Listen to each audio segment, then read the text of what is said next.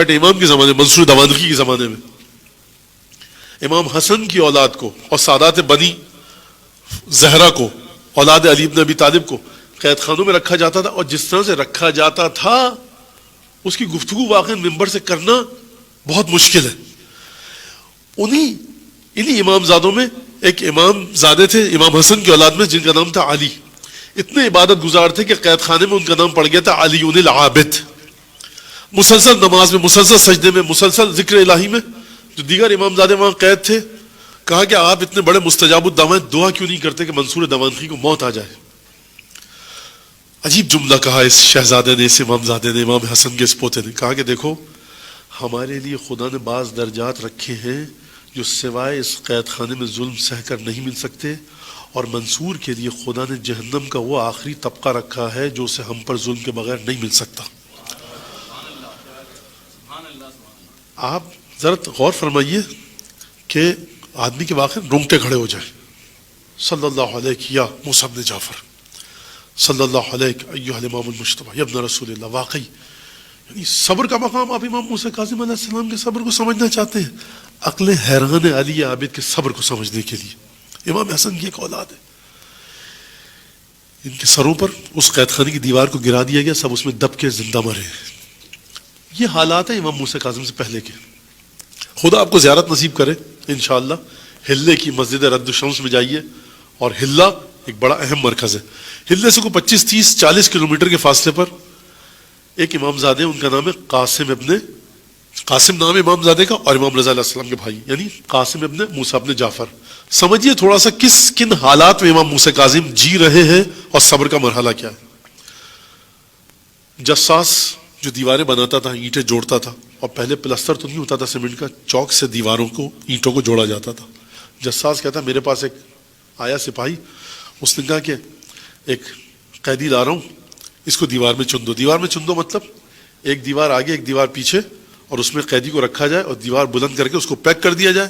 2 4 5 گھنٹے میں، بغداد کی گرمی، اس میں آدمی مر جائے گا، زندہ زندہ دیوار میں چنوا دیا جاتا تھا. چنوانے کا مقصد یہ ہے. یہ جساس یعنی جو بندہ تھا، جو مزدور تھا، راج تھا، مستری تھا، اس نے کہا ٹھیک ہے، حکم ہے بادشاہ کا، تمہارا حکم ہے. یہ جساس کہتا ہے کہ جب اس نوجوان کو لایا گیا تو میں اس کی شکل دیکھ کے حیران رہ گیا. اتنا خوبصورت، اتنا نورانی بچہ، میرا دل لرز گیا کہ میں اس کو کیسے دیوار میں چنوں. آپ مجھے بتائیے، جو اجنبی جساس ہے، جو دیواریں بناتا ہے، اس کا دل لرز گیا، کہتا رونگٹے کھڑے ہو گئے میرے. ماں کا کیا حال ہوا ہوگا اس بچے کی. میں نے اس فوجی سے کہا ٹھیک ہے، میں اس کو چن دوں گا. میں نے بچے کے کان میں جا کر گھبراؤ مت، میں 2 1 1.5 اینٹ کے برابر جگہ خالی رکھوں گا، وہاں پہ تم اپنا منہ لا کر سانس لیتے رہنا، میں تمہیں ماروں گا نہیں. لیکن یہ بتاؤ کہ تم بہت خوبصورت، نورانی زلفیں، عجیب شکل و صورت، اور ایک لگ رہا ہے کہ متقی عابد و زاہد کوئی بچہ نوجوان. کہا میں امام حسن کا پوتا ہوں.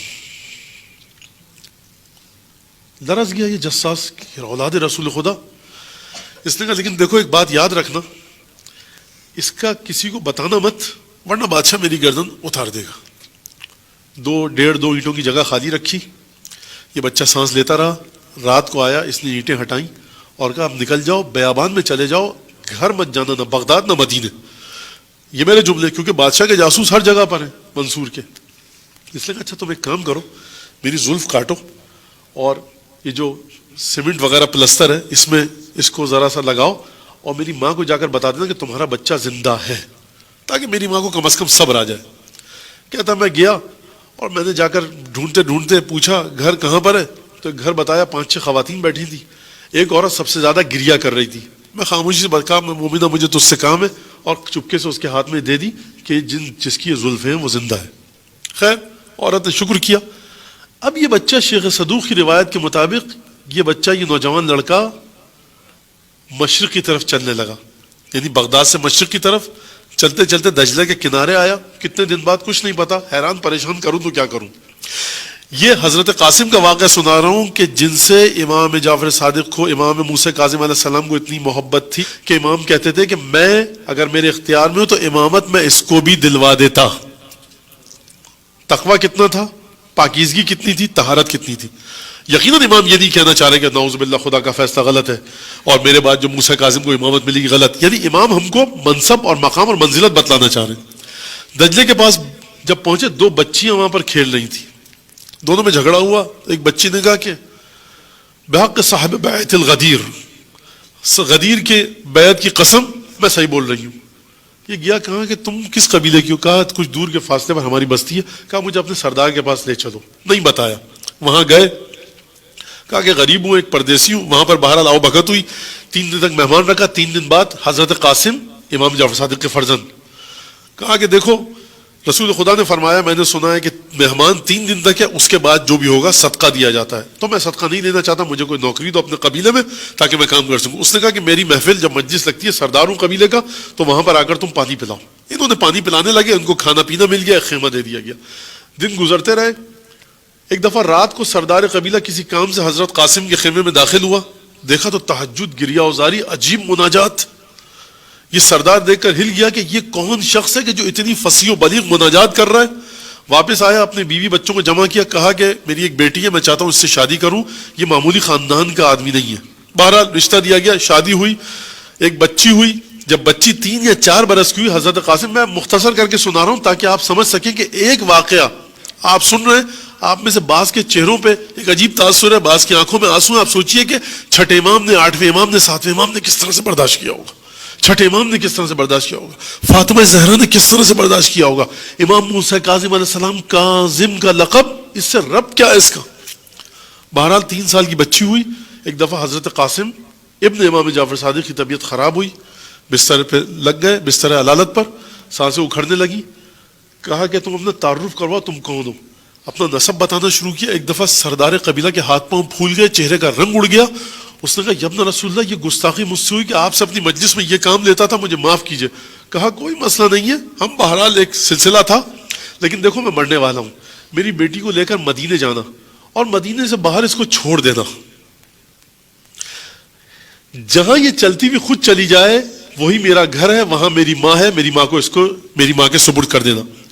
توجہ فرمائی آپ نے.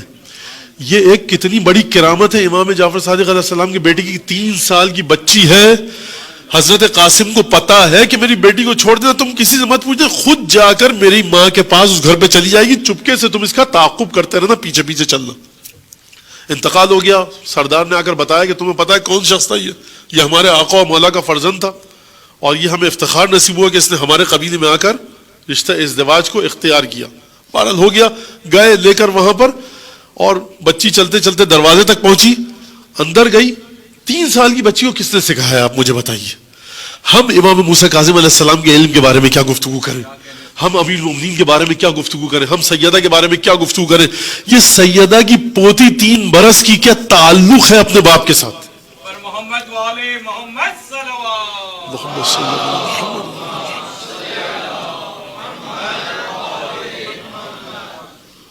ماں موجود تھی. ماں نے دیکھا, چیخ مار کر کھڑی ہو گئی. کہا کیا ہوا. کہا یہ میرے بیٹے کی یادگار ہے. اشبہ الناس, سب سے زیادہ جس کی شکل ملتی ہے اس کی میرے بیٹے سے. یہ واقعہ میں نے آپ کو سنا ہے کس لیے, حالات یہ تھے. ہم سمجھتے صاحب امام موسیٰ کاظم جا رہے ہیں منصور کے پاس, منصور آئے امام کے پاس, گفتگو ہو رہی ہے. یہ گفتگو سامنے کی ہے. حالات کیا ہیں سادات کے ساتھ, وہ یہ حالات ہیں. کظم, جب امام موسیٰ کاظم علیہ السلام کا ایک صحابی بیٹھا تو اس نے کہا کہ امام کاظم علیہ السلام اس نے کہا ینعی بموت شیعہ تھے, امام اپنے ایک شیعہ کی موت کی خبر دے رہے ہیں. میں نے دل میں سوچا کہ یہ امام کو کیسے پتہ لگ گیا کہ شیعہ ان کا ایک چاہنے والا مر گیا, امام موسیٰ کاظم کا. تو امام نے اس کے دل کے خیالات کو پڑھا. کہا کہ دیکھو کان رشید الحجری یعلم علم المنایا والبلایا. تو یہ بات کرتا ہے, ہمارے مولا کا ایک حقیر سا شاگرد رشید ہجری کو یہ علم پتا تھا. یہ علم ہماری سطح سے بہت نیچے ہے. یعنی جو علم ائمہ کے معمولی صاحب کو, معمولی میں کیوں کہہ رہا ہوں, اپنی نسبت نہیں کہہ رہا, مولا کائنات کے وجود کی نسبت کہہ رہا ہوں, معمولی صحابی. یعنی جہاں پر ابو الفضل عباس علی بن ابی طالب کے شاگرد ہیں, وہاں پر رشید ہجری کی, ہمارے لحاظ سے نہیں, مولا ابو الفضل عباس کے لحاظ سے, مولا کائنات کے لحاظ سے. حدیثیں بہت زیادہ.